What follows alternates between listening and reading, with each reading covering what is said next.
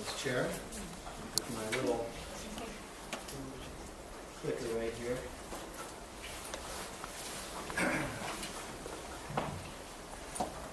Ken, thanks a lot for having me. So, let's see. So these are some of the things that I do. Illustration, animation, design, fine art, comics, caricature, the list could go on, interactive design, doodles, all sorts of things. And I'm going to show you some of my work.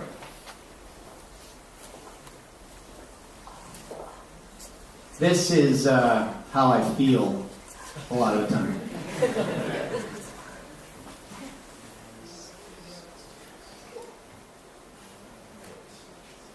This is how I feel when I wake up in the morning before I've had my coffee.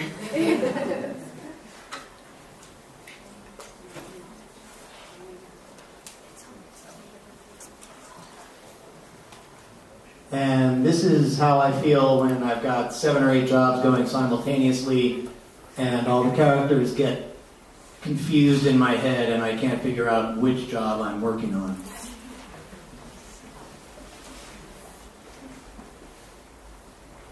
All right, well, that's enough about feelings. We're not here to talk about feelings. We're here to talk about being a professional and earning a living as an artist, right? That's what we're here to talk about. So, let's move on to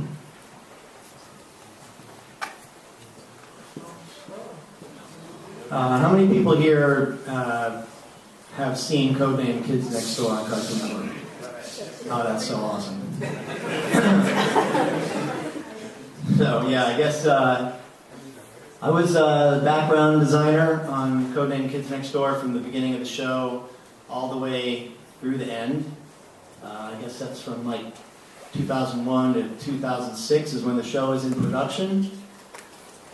And it was a pretty awesome project to work on. Tom Warburton, who was the creator of the show, is a friend of mine, and it was really a wonderful time. So, I'll give you a little bit of history. I went to a very pretentious fine art school and graduated assuming that I was going to go out and be some kind of a fine artist. And it didn't take me long to realize that that was an untenable solution. And I needed to figure out some way to earn a living. And I had an early epiphany that the best way for myself or for anyone to earn a living is to do what they do best. If you're not doing what you do best to earn a living, you're probably not earning the kind of living that you could. You're probably cheating yourself in some way. So what I was good at was drawing. So I had to figure out some way to earn a living drawing pictures. And so I decided I was going to be an illustrator. I said, okay, no problem, I'll just be an illustrator. But having gone to a school that had no illustration program, I had no idea how to go about doing that. And within a couple of years of calling myself an illustrator, I was completely broke and ready to give up. And then I got very lucky. I got an internship at an animation studio up in White Plains called J.J. Settlemine Productions. And they hired me based on my ability to paint and draw, even though I had no animation knowledge. They started me off at $50 a day. And I worked there for a few years and learned a lot while I was there. This was pre-digital. I learned cell painting. I learned how to draw in-betweens on actual animation paper. And it was a great learning experience. And from there, I went to being the production designer on another show called Pepper Ann, which is on ABC. Anyone remember that show? Cool. So after Pepper Ann is when I worked on Kids Next Door. And for a long time, even though my goal was to be an illustrator, working in animation is really what paid my bills. And the whole time that I was doing that, I still had set in my mind that what I really wanted to do was illustration, whether it be editorial illustration, poster illustration, record covers, or my main goal and my main passion, children's book illustration. So here's some other animation design work, showing sort of like a preliminary sketch, the one on top, and a finished piece on the bottom. The piece on the bottom was colored by someone else, a really wonderful colorist named Jimmy Tran. This was for a show called Robotomy that didn't do very well. It briefly existed, I think, on Cartoon Network. But anyway, often my role in animation was to design environments, and almost always I just worked in black and white, and other people did the coloring. Then later on, when I was working more on conceptual projects at the beginning of a show, that I would have the opportunity to work on things in color. This is an example of that. This is for a pitch. The idea was to sort of reinvent Peter Rabbit and to reimagine his home and to create a home inside of a tree. I guess there's sort of a tree theme with me from Kids Next Door. So you can see the idea was to make sure that there was all the different rooms that would be necessary for a family of rabbits living inside a tree, and to create everything out of things that were found in nature. I love doing that. These are character designs for another show. I don't do character design very often. I'm primarily a background designer, but when I get the chance to do characters, I relish the opportunity. So these were a series of creatures that were supposed to be halfway in between bugs and fairies.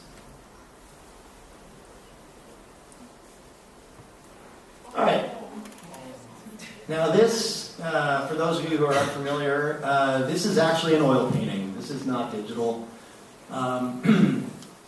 When I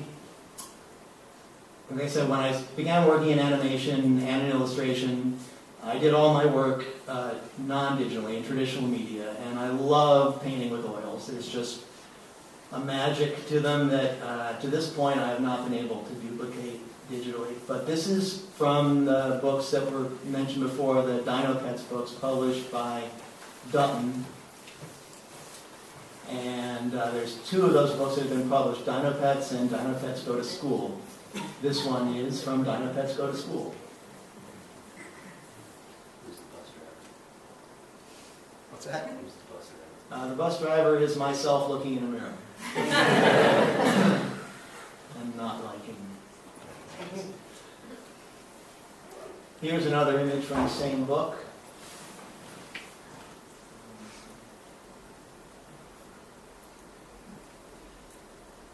So these paintings were done, I'd say about that big.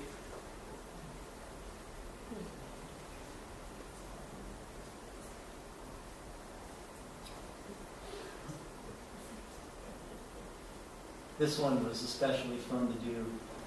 Had a lot of fun painting that sky.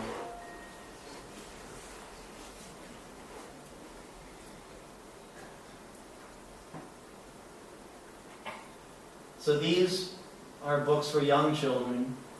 The next few images are from books for older kids. Now, you can probably tell by the first couple of pictures that I showed, I love drawing gross, weird, complicated things, monsters, goblins, and the like. Those first couple of pictures that I showed were for my own pleasure. And one of the tricks is to figure out a way to satisfy yourself while also doing the work that someone will pay you to do. And I find doing these kinds of projects, illustrations for middle grade books, both covers and interior illustrations, a great way for me to kind of satisfy both the need to eat and the need to have fun. Now, this piece is sort of pivotal in that this is when I was making the transition from working in traditional media to working digitally. This is a drawing that was done in pencil and then scanned in, and then all the color and the texturing was done digitally. This is the first book in a series of 3 books. Now this next one is the cover of the 3rd book, and by this time I was working entirely digitally. So for me it was very important to figure out a way to make my digital work be consistent with my analog work. I'd be interested to know for those of you who have been just dealing with digital since the very beginning, if that actually means anything to you, the idea of making it not seem digital. It's probably something that I'm obsessed with because that's where I come from. But it's still very important for me to have things have a warmth and have some texture to them and to feel as unslick as possible. So again, I'll just go back. Partially digital, all right, let's see, we'll go back one more. Traditional media, halfway, 100% digital. So now these are some illustrations from the interiors of those books. This is work that I very much enjoy doing. I love working in black and white, I always have. In fact, color has always been a bit of a struggle for me. It's something that I've really had to work at and learn, whereas black and white has always felt very comfortable to me. So these are some spot illustrations from that same series of books. And these, maybe you can sort of see that there's kind of a line being crossed here between book illustration and almost like a comic book or a cartoony style. And that's a line that I go back and forth across a lot. This is another illustration from the same series. Again, this is entirely digital, but I was trying to make sure that the final image had enough texture to it that it didn't feel slick.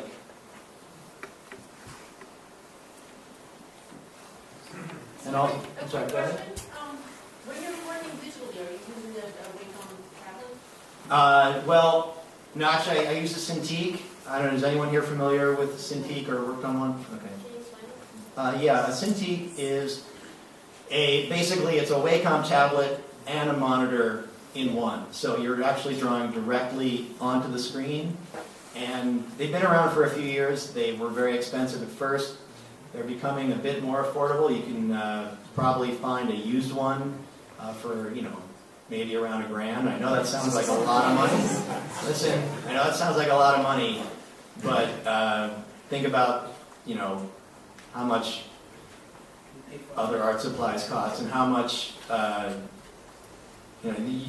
even back when, I remember back in school when I was working exclusively with oil paints and other traditional media, and I remember being told, don't buy the cheap oil paints.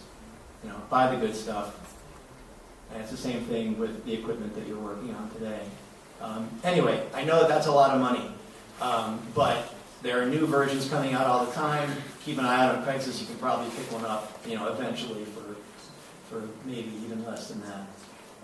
So yeah, once I got one of those, I was able to work entirely digitally. Before that, I could not wrap my mind around having a Wacom tablet, having my hand down here and watching the line happen up there.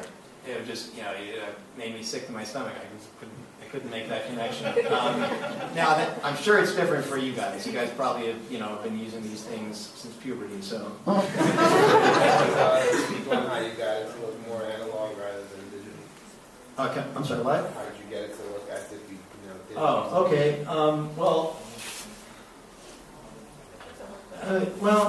There's a couple things, and it's really all stuff, it's all trial and error. I got some good advice from people, but basically, for me, it's about, one, building my own custom Photoshop brushes, I don't use the pen tool, I just exclusively use the brush tool in Photoshop, and I just experiment, and I built my own brushes. I'll I'll create a document and I'll basically make a shape that feels to me like the mark that a pencil would make if I were to blow it up 1,000 times. And I'll take that mark and I'll do a whole bunch of them, and then I'll create brush presets out of them. And then I'll play around with scatter and all the other, various options. I am not a Photoshop expert. I know how to do what I do and nothing else. So one, it's about the brush tools. That's number one. Making sure that you have the ones that feel comfortable for you in terms of creating what can feel like either a pencil line or a brush line. And also for things like creating watercolor effects, you need different, just like, I used to have like a bucket this big around full of brushes, and probably if you put all those brushes together, I probably spent like a couple $1,000s on those brushes. You have to have your same arsenal in Photoshop, And then the other main trick, and this is what really kind of when I finally convinced myself that I was crossing that line into having it not look digital anymore, is I started playing around with importing textures, either scanning my own textures, taking pictures of dirty walls, taking pictures of wooden floors, stealing things off the internet if I'm not supposed to say that. But then it's really about what you do with them, and it's about different kinds of layer styles. What I do a lot is I have a couple of textures, pictures that I've taken, or just even scanning in a crumpled piece of paper, scanning in a piece of canvas, and I'll put one of those layers down generally as a multiply layer, and then I'll have another layer of a slightly different texture, which I'll then use as either what's it called? Eli, what's the soft light? Soft light. You just got to play around with it, and then it's a lot of times it's about just moving those layers around. One thing. I'll get back to that in a second. I don't want to stay too long on this one thing. So if I don't get back to it, remind me.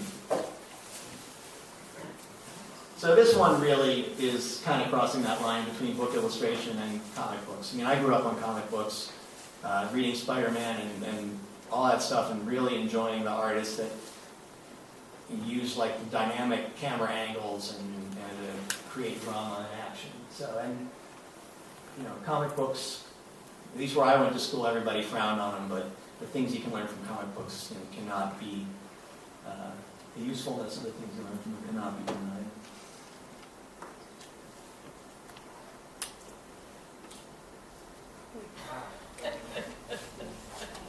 Now this one has sort of a subtle use of some Photoshop tricks. I basically drew one side of this party of gremlins and then flipped it, and then just changed enough of the gremlins and the things on the tables to make it not look totally cheap. And so this was a lot of fun.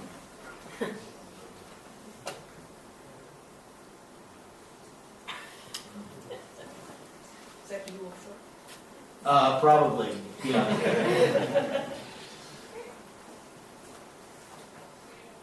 So this, all right, I'm going to talk about something a little different here. Now, this illustration, I didn't get paid a lot to make this picture. And I got paid even less to make this one. I know, it's really sad. But it's just the reality of things now. I'm working on 7 or 8 different jobs at once, and some of them pay pretty well, and some of them don't. I generally feel good when I've got enough different jobs going on, and enough of them pay well that I can afford to take the ones that don't pay well, and often the ones that don't pay well are the ones that I just love doing.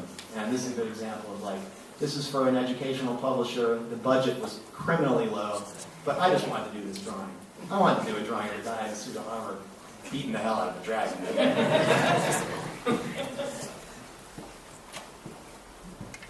This is another picture from the same series. Not sure what else to say about that. Oh, okay, well here's another little digital thing. So I've painted a lot of skies, and one thing that I've started doing is just keeping like a basically an arsenal of skies. And I can drag them in, especially when I have to do jobs like this where I'm hardly getting paid anything to do them. It's like, sorry, I'm going to give you a recycled sky.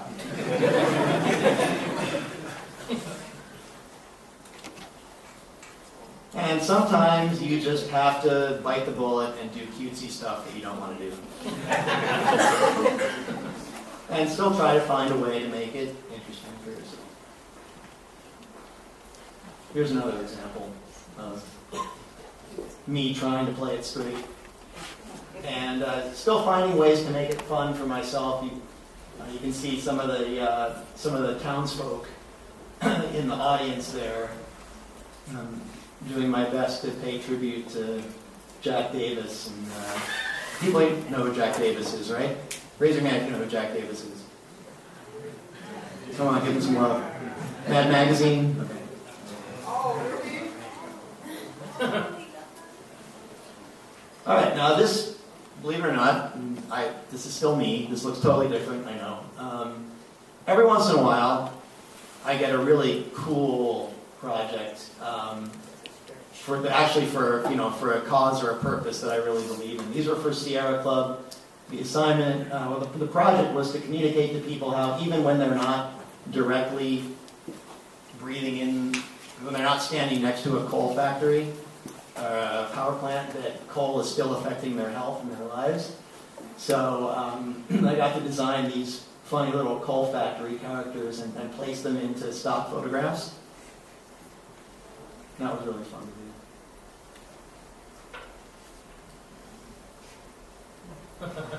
Speaking of socio-political things,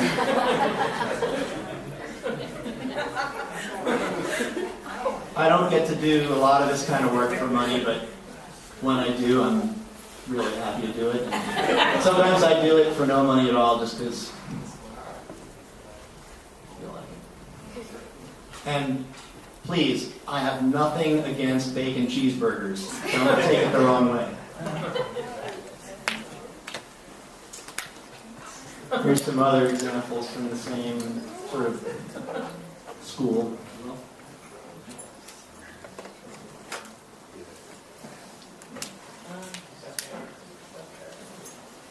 All right. Another thing that I mentioned before, that I love of comic books when I was younger, and I still do comics. I'm working on a graphic novel right now. This is a promotional image for it. So going back briefly to the Photoshop question, you can see right across here, and in some other places, like in here, there's sort of like some hatched lines that are coming through, and that's another kind of layer trick that I like to use, like not just to use textures to darken things, but to then make lighten layers of textures, just sort of kind of keep the black areas of the drawing from looking too flat, or too, not too flat, like keep them looking too shiny or too slick. So I mean, I grew up on the comics of the 70s, they were printed on crappy paper. I can't stand looking at these new comics where everything's like super glossy. I want everything to kind of have that funky, old-fashioned kind of look. And also, I like to paint garbage. These are oil paintings. Doing these paintings, which I still do sporadically, I paint my own garbage whenever I have the time to do it, is really my only way these days of connecting to traditional media that I still love. I still love the smell of oil paints. Computers just don't have a smell. I called the series Waste of Time. And here's another series of work that I do purely for my own amusement. I call this series Electric Sex. It's just all about plugs and sockets and cords and things like that. Here's one. Here's another one. Boy, that's a crappy slide. I apologize. There's another one. I finally figured out what to do with all those extra wall warts that are collecting in my house. Okay. Oh boy, you can't even read that at all, can you? All right, so this is the last image, and this brings everything back around again, at least sort of in my own mind. This is the corner of my studio, or actually my old studio, my old place. And so I got a bag of garbage there on the table, and some traditional media, and various other things sitting around. And the reason I'm showing this picture in particular is this, there's a piece of paper behind a bunch of stuff on the wall here, and it has 3 lists on it. The first list is things to think about, and that's, you can't see the heading because it's behind those other drawings. The second column is things to remember, and the third column is inspiration. And so under the inspiration column is a long fanboy list of a whole bunch of artists that I like. Can anyone read that? Is that even legible at all? Nope. Boy, yeah, Prom is there. My wife is on there. Let's see, I think Durer is on there. Probably at Kleban. There's a cartoonist named B. Kleban, or it might be pronounced Kleban. If you don't know who he is, look him up because he's a genius. All sorts of other people on there too. Then the things to think about list, which is covered up. These are just things that when I can't think of what to draw, that I like to refer to get inspiration. And that list contains things like death, war, sex, etc. But lastly, the middle list. And this is where I'm going to try to inspire you. Things to remember. The first one, there are no rules. The second one is, I can't read the second one, but the one I really wanted to say is, there's plenty of time, and then in parentheses, no there isn't. So just keep all those things in your mind, and I'm sure you'll all have wonderful lives as creative people. Thank you very much for listening.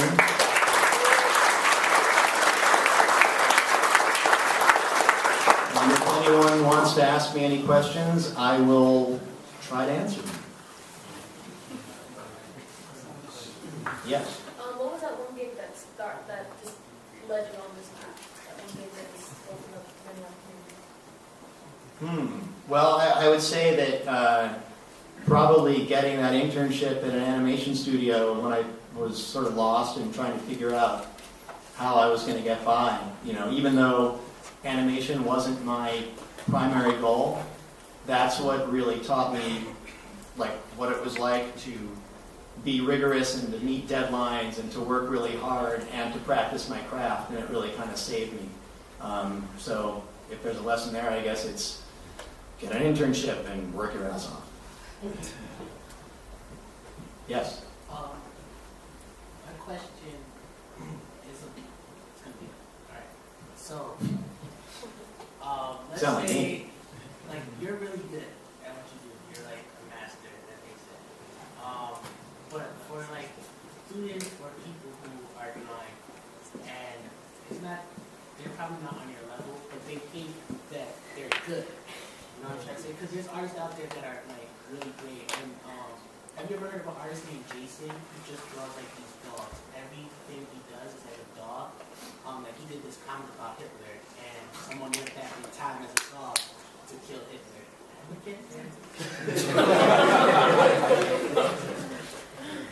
I have a lot of questions for you.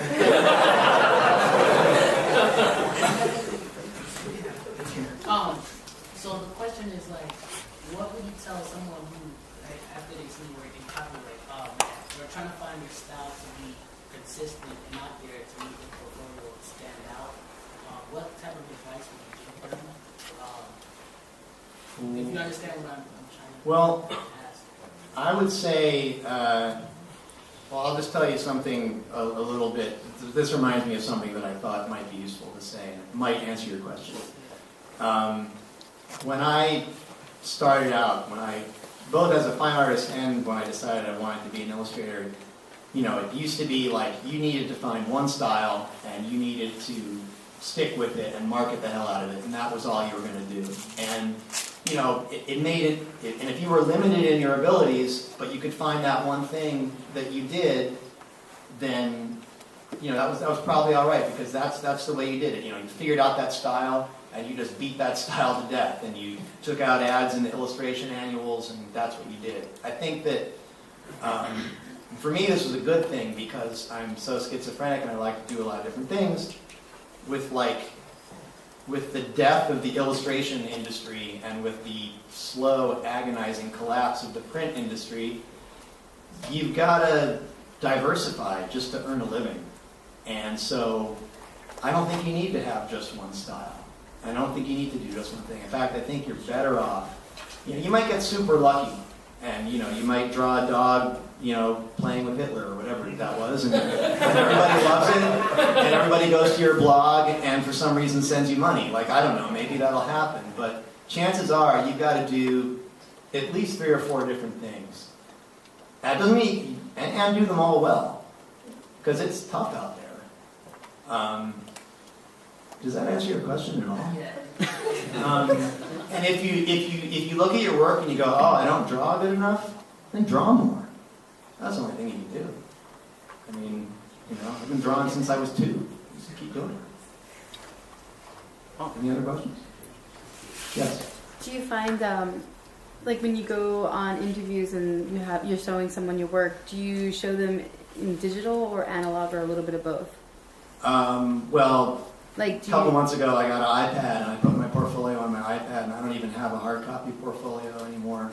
It's just like I could spend hundreds of dollars a year maintaining a hard copy portfolio, keeping the prints clean, getting the prints made.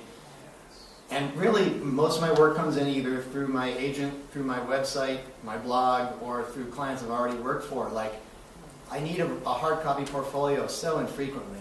And I mean, I wish the iPad screen was bigger, but for the most part, you just take it around with you and you're like, okay, here's my work.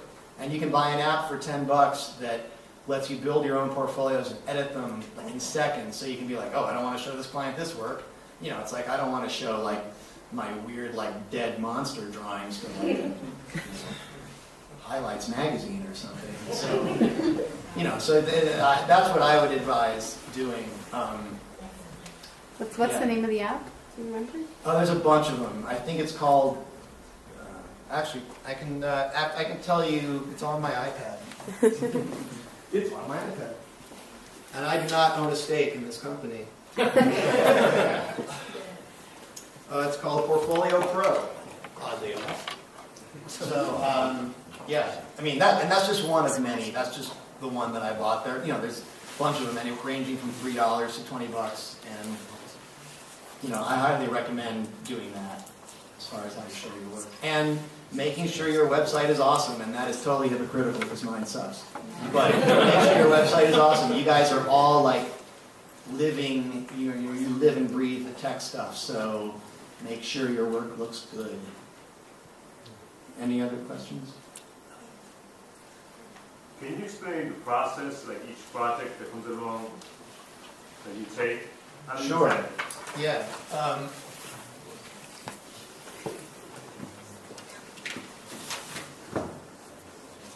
First of all, how do I do it on time? Do I need to end at any particular time? No, there's no specific time. All right. Going all night. All right, that's a good question, and it happens to be a question that I've answered before, so I'm actually going to sort of half read my reply to that. Okay, so this is what I do when a project comes in, and I do a lot of different kinds of projects, but I'll use an illustration assignment for, it could be any illustration assignment. I'll use that as an example because that's, generally what I prefer to do. Okay, first, read the manuscript or guidelines over and over and over. Make sure you didn't miss anything. Take your time and think about it. While you're thinking, go eat something tasty for lunch. Step 2, go read and or look at any related materials that you can think of. For example, if it's a sci-fi manuscript, reread your favorite book in that genre, and then spend some time looking at your favorite artists who work in that vein as well. However, do not get caught up in searching for reference material at this time. Keep everything general. Step 3, do a bunch of rough sketches trying out different viewpoints and layouts. Don't get married to any particular layout or perspective right away. Sketch it a whole bunch of different ways, really quickly. Keep them very loose. And what I do is I work on a Cintiq in Photoshop, so I do each sketch on a separate layer. Step 4, put your sketches away and go eat dinner. Go to sleep. Step 5, in the morning, get well caffeinated and look at what you did. Pick the one that excites you the most and refine it. What I do is I reduce the opacity of my sketch layer and draw on a new layer over the top of it and just keep doing that as I kind of figure out how everything's going to look. If you get hung up on how to draw any element of your image, now is the time to look for reference on the web or in your library. Just as it is important to not get hung up on specifics at the rough sketch stage, it is equally important to get the specific look right before you go too far. There's a big difference between drawing like a fire truck from memory and a convincing and realistic fire truck. And if you wait until you're finalizing the image to get it right, you may find yourself having to make drastic changes to your overall image. An addendum to that, do not trace images that you drag into your document from Google search. That is lame. Do not do it. Step 6, send your roughs to the client. Step 7, get all pissed off at their comments and all that. Then take a deep breath and get over it and get over yourself. Drink some more coffee and challenge yourself to make something better than your original sketch, better than they expect, and better than anything you've ever made before.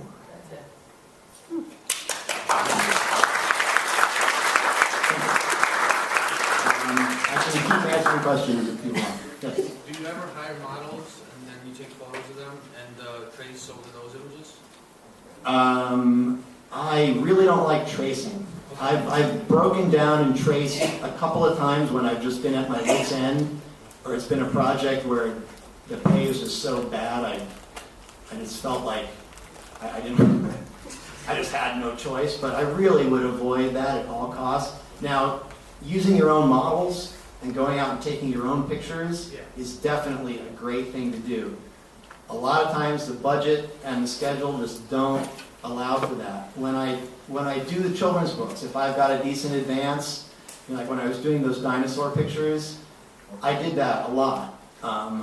Friends who had kids, I would always ask, hey, can I take pictures of your kids? Can we pick out an outfit? Can I take a bunch of pictures of them so that I can, get the fabric folds to look right in the pictures? Do not go to a playground, though. Start taking pictures of kids. And, I have a huge library of reference books that now largely goes unused because of Google image search. It's just so much easier. But there are times when I do have the time, and having actual books to look at, been very helpful. And yeah, models are great, but I mean, who can afford to hire a model for something? Any other questions? Yes. That's all right. But what was your worst experience as an illustrator? Wow. My worst experience. Worst gigs, or just something that is really oh man, really? Oh, well, I mean, sometimes the best and the worst kind of go together. This is the first thing that comes to mind. Those black and white goblin illustrations. I'll go back to them. I love doing these pictures so much. I mean, I put everything I had into doing these. And I mean, this is for a small publisher. I won't name them. Who, their heart was in the right place. They're trying to make it in this glutted market of middle grade novels. And I really liked the books. I thought the books were really funny. And I just totally tore into doing these pictures and had a blast. Complete disregard for what I was getting paid for them. I'm sure I made less than minimum wage when it all came down to it. And then, on top of that, for the third book, I believe this is from the third book, which I was just by the third book, I was like, yeah, I rule, these are awesome. I've hit, I'm really hitting my stride here. The publisher decided to print the third book on the cheapest paper they could find, and all the illustrations look like you're looking at them through like a spilled layer of milk. Like the ink just totally got soaked into the paper, and nobody showed me a proof or anything. The books just came out that way. And so there's thousands of these books out there with these pictures that are, you know, at least the versions that I have at home are like the best picture I've ever made. And there's thousands of books out there with like real crappy pictures in them with my name on them. So I'd say that probably ranks up there with my bad stories. Anyone else? Yes? Yeah, for your oil paintings, what was the time frame that you had to complete them, and what do you use regular turpentine, or do you have like your own mixture that you use? That's a good question. I love talking about non-digital stuff. Those were for a picture book, and even though the picture book industry is, you know, dying a really gruesome death, it's not dead yet. And when you do get the opportunity to do a picture book, generally, although the advances aren't great, at least you've got a nice long schedule to work with. So, you know, between the point where I got approved final sketches and when I had to deliver the final paintings, I had like 9 months to do those paintings. And, you know, again, like if I were to calculate what I actually got paid for them in terms of the advance, it would, you know, my wife would slap me. But you know, that doesn't matter. Like, these are books. These are actual books that kids are going to read, and they're going to sit on people's bookshelves, and they're printed nice and big, and they're color, and it's like, you want those. If you get a chance to do that, you want it to look super awesome. So you just put the time in and you do it. Those are painted, for the most part, with water-based oils, just because at the time, my studio was on the same floor as my home. However, I did not use water with water-based oils. I actually use turpenoid because although technically you can use water with them, it makes them look like crap. So I went ahead and used turpenoid, and I used various mediums, different, treated linseed oil, the special water-based treated linseed oil. And I painted on paper, which I kind of regret because I missed the canvas texture. Does that answer your question?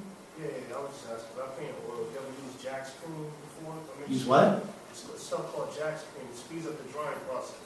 No, that's great. I mean, that was one of the big problems and why a lot of times I couldn't use oils because the schedule just wouldn't allow. And the drying mediums that I tried generally did weird things to the paint. So I'd be interested to, when we're done, I want to write that down. Yes? For an illustrator, would you recommend pro bono work or like free work? Because I have like experiences where I have a lot of pals or like, you know, potential people who are interested in illustrators, but, you know, they don't want to pay for it. So what's your thoughts on that? It depends on where you're at in your career and who the client is. I mean, if you have a friend who's like making an album and they want you to do the cover and they don't have any money, by all means do it. You know, but if a company that actually, like, you know, it's easy enough to do research on the web and find out who's hiring you. Like, if anybody tries to get you to do work for free and you know that they're going to be making money off it and they should reasonably have a budget to begin with, don't do it. Like, don't let yourself be exploited that way. You just sort of have to make each one a judgment call. And some people come out and say, like, never do pro bono work and never do work for hire. But, you know, the world just isn't that way. I hate to admit it, but I do work for hire sometimes. I don't like it, and I prefer it when I get to do work with a better contract than that. But, you know, I don't think you can really have any hard and fast rules with that. Anyone else? Yes? What would be an example of a good contract? I'm really not the right person to ask. Really, anything related to the business aspect of it, any answer I give you is going to be completely do as I say, not as I do, because I'm terrible at that. So I would just say contact the Graphic Artists Guild, use their resources. I have nothing to offer. I've signed all kinds of awful contracts. I've signed some good ones too. I mean, I get some royalties off of certain projects, and I've been paid well at times, but yeah, you need to talk to somebody else. No, yeah, believe me, I'm doing you a favor. I don't know, like one or two more? Yes. this kind of has something to do with contracts. Do you own the art or do you transfer the rights? Or how does that work? It all depends. When you work for hire, you're transferring all the rights. However, you gotta sort of, make a judgment call, like, well, what is the work really, what are you gonna do with it? Like, generally, even with work for hire, you can still use the work for promotional purposes. You can sell a print of it to your friends if you want. These days, even if you're doing the work in traditional media, the client almost always just wants it in digital form, so you can keep all your original work. It really depends on the project. Again, certainly if you can avoid it, do not give up the rights. But like I said, I understand the way the world is right now, and don't listen to anything I say about this. Okay, anyone else? Anyone else? Yes. That's all right. Do you ink at all? And if you do you like to use clothing, or do you like to use marketing, like the more clothing? Well, like I said, this piece was actually drawn by hand. I think I used some odd assortment of brushes and pens I had sitting around. I don't remember. This is all digital ink. But again, like I've put a lot of effort into creating a palette of brushes that give me that kind of, what I like to think of as kind of like an old school 70s kind of a look. All right, well, thank you all very much. This was really fun for me, and have a great night. And, keep in touch. Thank you.